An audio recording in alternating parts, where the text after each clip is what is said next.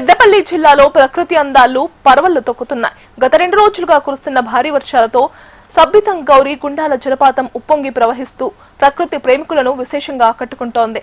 పచ్చని కొండల మధ్య జాలువారుతున్న జలధారలు సందర్శకులను మంత్రముగ్ధులను చేస్తున్నాయి.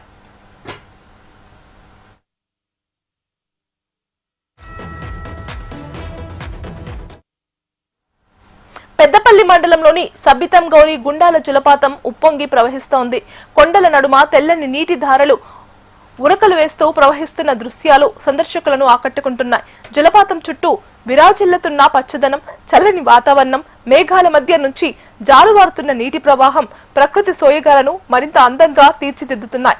ఈ అద్భుత దృశ్యాలను తిలకించేందుకు స్థానికులతో పాటు పరిసర ప్రాంతాల నుంచి కూడా పర్యాటకులు పెద్ద సంఖ్యలో తరలి వస్తున్నారు. సెల్ఫీలు, వీడియోలు తీసుకుంటూ ప్రకృతి అందాలను ఆస్వాదిస్తున్నారు. అయితే వర్షాల కారణంగా రాళ్లు జారే అవకాశం ఉండటంతో జలపాతం సమీపంలో జాగ్రత్తగా ఉండాలని అధికారులు సూచిస్తున్నారు.